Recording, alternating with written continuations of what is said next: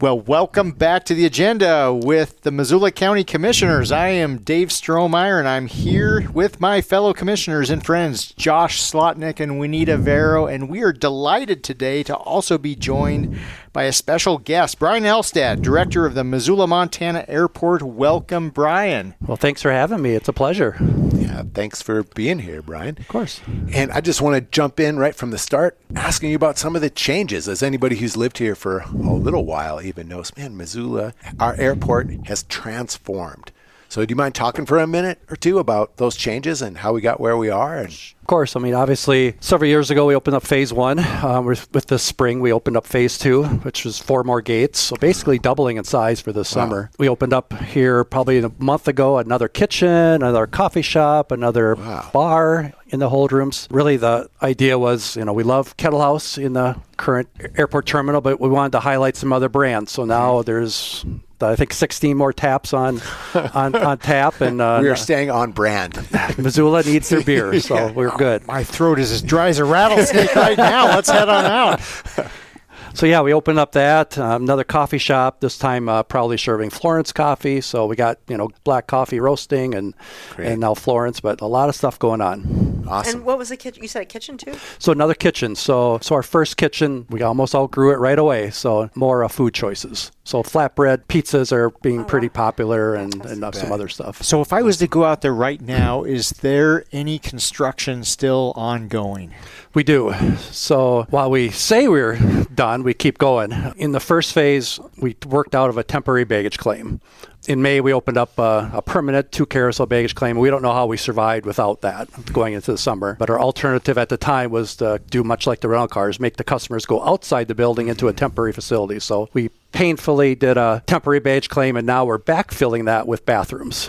So that'll probably be done October, November. But so the first floor will be bathroom galore, so way better than it was. I mean, we lacked for several years with bathrooms. Now, I drove by this summer, I can't remember when exactly it was, and I looked over at the airport, and there were hardly any vehicles. I'm thinking to myself, what the heck? This is the peak of tourist season. And then learned that there was some resurfacing going on at the airport. Tell us about that. So yeah, we worked with the community about a year ago, reached out to anybody that we could think of, obviously the music scene, the universities, hotels. It kind of narrowed, and the airlines, obviously, to kind of figure out when best to close down. So every 20 years, we are only a single runway airport, so we had to take the hard decision to shut down. So for 127 hours, we did an $18 million project of putting down more pavement to strengthen our asphalt out on the main runway. That was just the runway. Do you know when? Every 20 years. Yeah, when in 2045 will it be closed? I'll start planning accordingly. Yeah, so this actually affected me personally. Ooh, okay. Yeah, I flew to Minnesota to go on a canoe trip, and I was just telling Brian before you all arrived, I got to experience Bozeman Airport, which everything worked fine, but I did walk around that airport thinking, ours is nicer. Yes. Just nicer. Was there any question in your mind? No, ours is nicer, and the baggage claim was kind of a mess. There you go. Ours is nicer. Good Sorry, job. Bozeman. Thank you. Better baggage claim. Yeah, and just nicer. Like So, views, the flooring. The nicer. I mean, this is an important part of, and you've intentionally done this with our airport. Can you talk about those elements? Well, we worked with the architects, 2019, I guess, or before that, it would have been, when did I get here? 2010. That's probably kind of when the planning really started, was shortly thereafter. We went to multiple airports. Got, do we do a remodel? Do we do a full everything? Ended up being almost cheaper just to do the redo. We wanted to make it a little bit unique, but, Missoula or Montana modern, however you want to call it, was kind of where we kind of landed, and hopefully that shows through. But So we really wanted the local brands. What, and you were cruising around looking at airports. I think you said something about the Tri-Cities or there's some, what was wowing you back in 2010 where you're like, okay, this is the future? The architects probably hated us because we were let them do their pretty stuff, but we wanted it operational. So we wanted the customer experience so you could walk in and not have to follow signs everywhere. So, you can see the ticket counters. If you remember the old building, you could never see the Alaska Airlines ticket counter. You had no idea where it is. If you wanted to find the Alaska Airlines gate, you walked up a set of stairs, down a long hallway, found another random staircase to go downstairs, and if you're lucky, you made the hard right turn and made it to their hold room. So we wanted it to be a little not designed for us. So you'll see the ticket counters. Oh, there's an escalator or an elevator. You must go upstairs. So there's TSA checkpoint. Just make it more user friendly. And hopefully we did that. Yeah. Oh, for sure. I feel like it's really user. And we wanted the local brands. So, Kettle House and I like the exposed wood beams and The light. all the glass and the light, and it really feels like the airport is honoring the place. And you get off a plane and you walk out and you're like, oh my gosh, look where I am. Yeah. But it is super user friendly. Like you know where you're supposed to go too. It's very different than getting off a plane in most other major airports. You're like, I'm not sure where I am. I could be in fill in the name of the city here. And that's not the case with our. Well, I'm glad you said we're nicer to Bozeman, because we did try and do some pranks on some of our first arriving customers. And we were watching the first ones come in. I think a couple of us yelled, "Welcome to Bozeman." Just kidding. Oh no. Yeah. So it looks like real money's been spent. I mean, it's a beautiful, beautiful building. Do you mind talking for a bit about where that money came from? We're self-funded per se, so we don't have a local tax levy, so it's what we call user fees. So if you purchase a ticket, there's that $4.50 that's on the bottom of your ticket that comes back to the airport that we can use toward construction. There's some excise taxes on your ticket. What's an excise tax? It's a user fee. It's a tax. Call it what you want, but it's I think it's like $5.17 or something like that goes into a pot for every ticket that's purchased, and we compete for it. Wait, nationally? I'm sorry. That's nationally. A national excise tax? So you compete. How does that competition work? So part of it is actual apportioned. So if you have X amount of passengers, you're expected to get X. Okay. And then on top of that, you compete, meaning you have to score your project high with the FAA. Okay. So obviously we keep a very close contact with our local Helena office, or the Northwest region, to make sure they know the need, show them. I mean, I would send them pictures. Here's our hold rooms. This is how full they are. Just try and build your story of that. It's not very efficient. We need to bring better heating and cooling in there. I mean, it's scored well. Okay. So that's where you compete for that money. It's called discretionary money. So were it not for that discretionary money, we would probably not have the facility that we do out here. It would have been a much harder if we would have been in debt for a lot longer down the road. And it's not just folks who buy tickets. You guys, there's all these retail spaces and rental car spaces in the airport. How do they contribute to funding the airport? Parking is probably our number one revenue producer. Okay. Then rental cars. If FAA money is probably right there. And then locally, it's the rental cars and the parking costs. So that's why parking is very important to us. But we also understand the value of parking. So we just recently created an economy lot. I love the economy lot. $8 $8 a day. Strohmeyer can't I find did the not economy realize lot. that until now. You have great signage And I have right to say- now, but I missed it. And I walk through the rental car area and go in that east door, and it's really easy. It's pretty close. It's not a bad walk at all. So, Dave, what I tell you is follow the rental car signs. It's probably the easiest way. I'm starting to explain it, because we can have signs for economy lot. They come in, they want to park, they just take the first left. That's what I did. The closest space to the terminal I took. And then the instructions, I think, are to make a little fire of $20 bills. And when the fire is out, your parking is done. Right?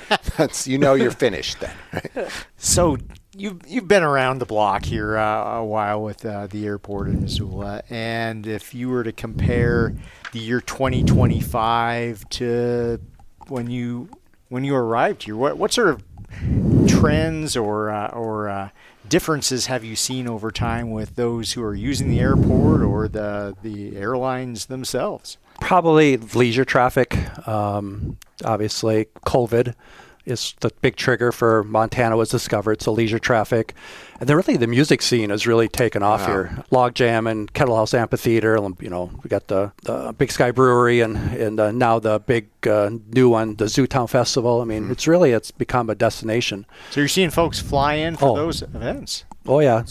I mean, there's a lot of days where, I'll be out wandering around and, hey, why are you here? Well, I'm here for, last 2 years ago we had Pearl Jam. It was back-to-back concerts, and they were here for both.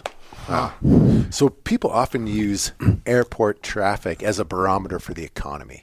What sort of trends have you seen in terms of passenger numbers, where they're coming from, length of stay, any of those sorts of things that you can rattle off? So we don't get length of stay data. Okay. All I can tell you is I think we're in our 18th month of record, 18 months in a row of 18 record months consecutive in a row. So That's incredible. Unfortunately, with the runway closure, I'm going to have to start from zero Yeah. probably because we lost the week in September. So I doubt we'll hit a record in September. But yeah, it's been about 18 months in a row of record traffic. So we are on an upward growth curve. Yeah. But again, it always seems like in the economy, it's Montana. I always say is, there's a lot of unknown in the economy right now. Yeah. And Montana always seems late to the party. It's true. But late to get to get back into the party. It's right. Been here 14 plus years. So that's what I've kind of noticed. I came here during the downturn. Right. And, it's been upward since then. Yeah. So this is a little different. How do different levels of government cooperate to support like an airport like ours? Well, number one, I think we've got a great work relationship. You guys elect our board members, and we've always gotten great board members. It's a competitive one. Of all the boards we have, when there's a spot on the airport board, we get way more applicants than there are positions, and we get incredible applicants. Yeah. And It's a it shows because we got position. great people on our board. Again, we don't get local tax dollars, so it's it's just building the relationships with you guys, with the city, because now we're annexed into the city. But it's really the FAA is kind of where the funding comes from. What I tell my board and our staff is always have shovel-ready projects designed, ready to go, so that when the time comes or if a project falls through somewhere else, we can step up and get funding. That's an old Shane Stack mantra. Which? Do 30% engineering, so when there's an opportunity, So your funding proposals. Well, ready to go. speaking of that, what shovel-ready projects might be on the short or distant horizon? So we just did our main runway, but then there's, obviously we got lots of other concrete and asphalt areas. But so the parallel taxiway to the runway, that'll be probably 2 years from now. There's another one called Taxiway Gulf that leads into the Forest Service.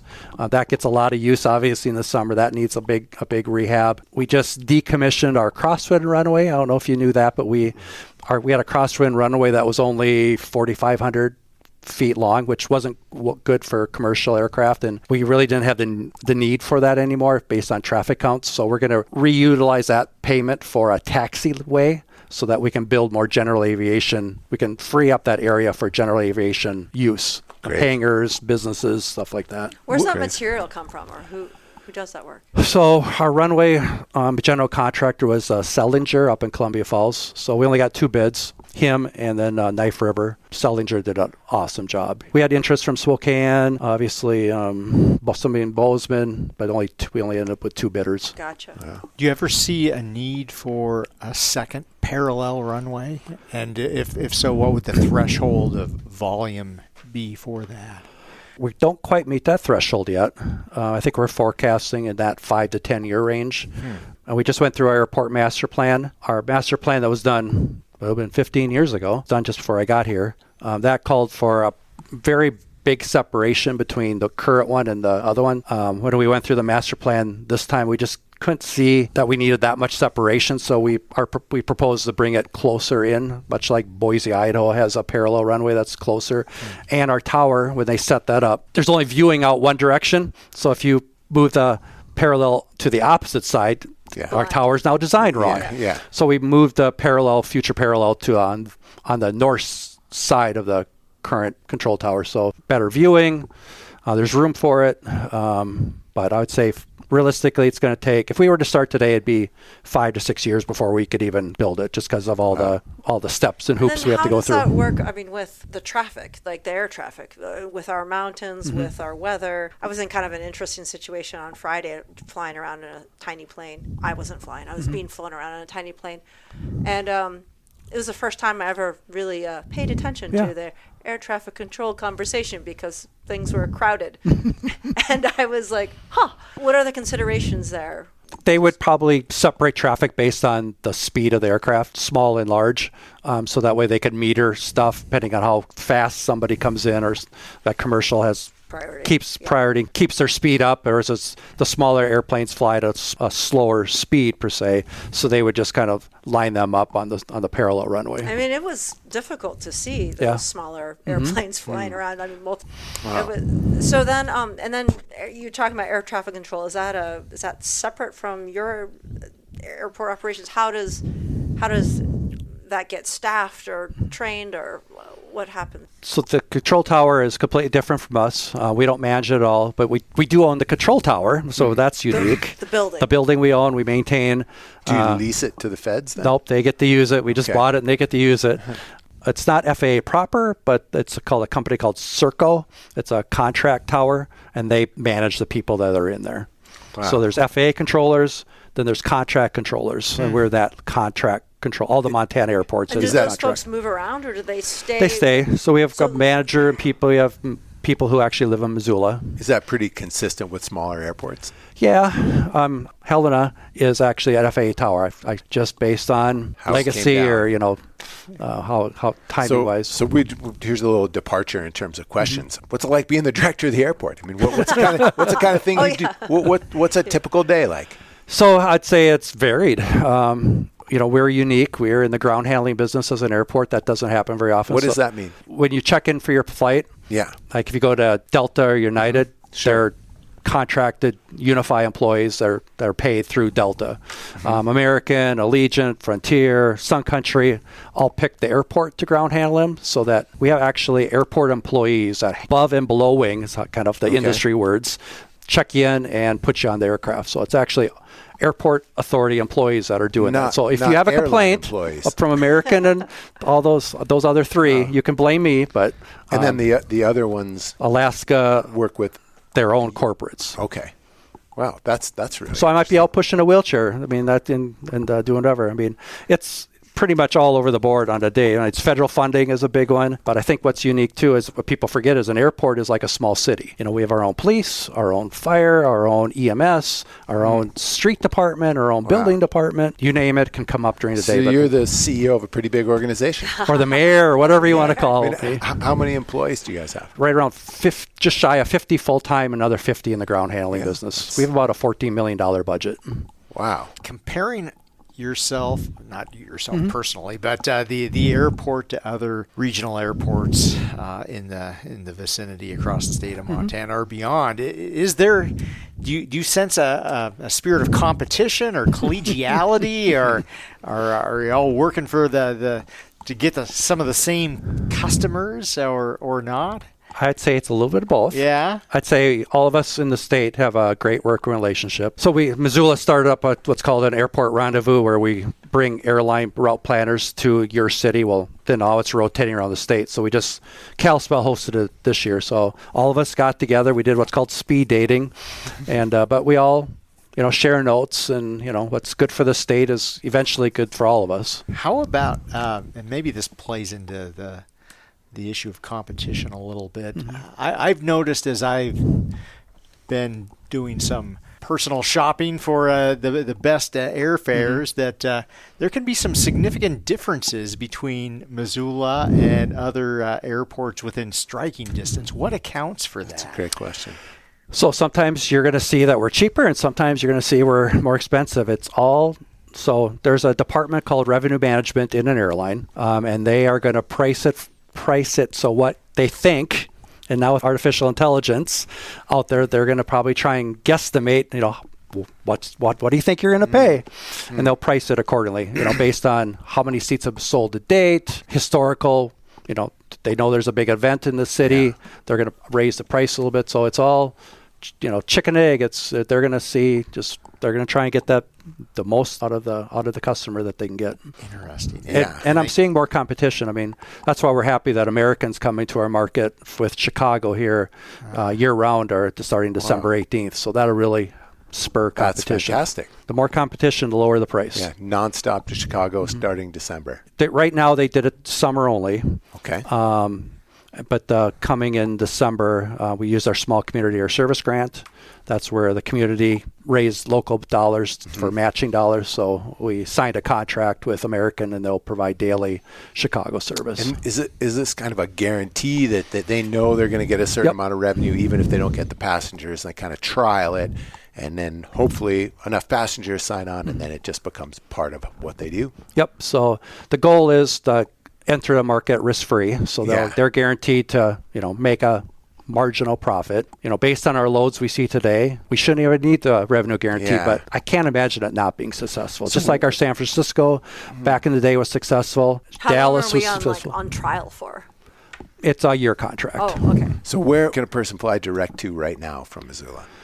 Who are you going to get me going here? So Alaska is, Seattle, Portland daily, and then San Diego just Saturdays. We're looking to expand that. Delta is Minneapolis, Salt Lake. We're working on trying to get Atlanta back next summer for just on Saturdays. Atlanta, wow. We had it pre-COVID on Saturdays only. And then United's actually now took over from Delta. They're our market leader. So Denver and Chicago. They did tell us they're upgrading San Francisco to mainline aircraft next summer. So that was good to hear. What do you have down to Texas? Texas, we have Dallas on American. Right. Okay. And obviously American then does Chicago and LA in the summertime. Sun Country just does some less than brief summer stuff to Minneapolis. And I'll tell you, it's a great way to get to Minneapolis if the dates work out for you. It's cheap, $69 one way. Oh my gosh, wow. So, holy smokes. So we'd love to get that doing better. Frontier dips its toes in and out of Missoula. We're here this summer just to Denver, but they're kind of doing something interesting. They're coming back for 2 weeks in October, 2 weeks in November, and 2 weeks in December. Can't think of who else I'm missing, but so Alaska United, Delta American, Frontier, Sun Country, Allegiant. Allegiant, so Vegas and Phoenix. Wow. Are there any airlines left that you would like to see here? I would say, Breeze is a new startup airline that would be interesting. Breeze, I haven't even heard that one. Yep, they do Airbus 220 aircraft, great airplane. Got lots of long legs, but we'd love to get them to do something, maybe some California, Burbank or Phoenix, something like that. I think other than that, it's frequencies. I'd like to get Minneapolis back up to double daily at minimum during the winter time. Because when we go back to a single flight in the winter time, it's tough. It's either 8 a.m. or nothing to Minneapolis. So it'd be nice to get that midday and that earlier return from the East Coast. Great. Thanks for all that. Yeah. Wait, so how does the Smoke Jumper Center overlap with what you guys do? So in the summer, it's busy. So if you want to be busy traffic-wise out there, when the Forest Service leases a hangar from us, that's where they service their aircraft out there. But then they also own land that's adjacent, contingent part of the airport where they fill up air tankers and a lot of helicopters and aircraft that drop the retardant are based at during the summertime. So that was one of our considerations for our runway closure was, one of the conversations we had to have was, we know August is terrible.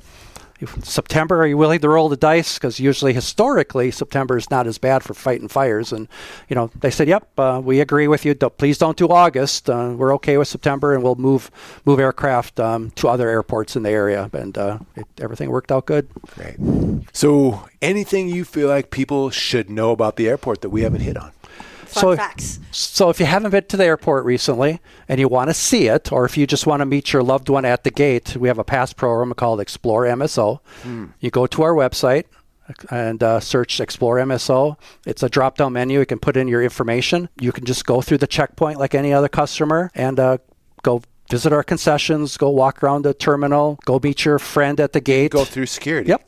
So we just need all the way upstairs and See, fun fact. Oh, that is a great fact. Yeah. I had no idea. We just need either 24 or 48 hours advance notice so we can vet you just like a regular passenger. Right. And TSA gets fed the information. You just show them your they'll ID. Never let you in, Josh. I know. Just show them your ID and you go through like any other passenger. Wow, that is a cool fun fact. Yeah.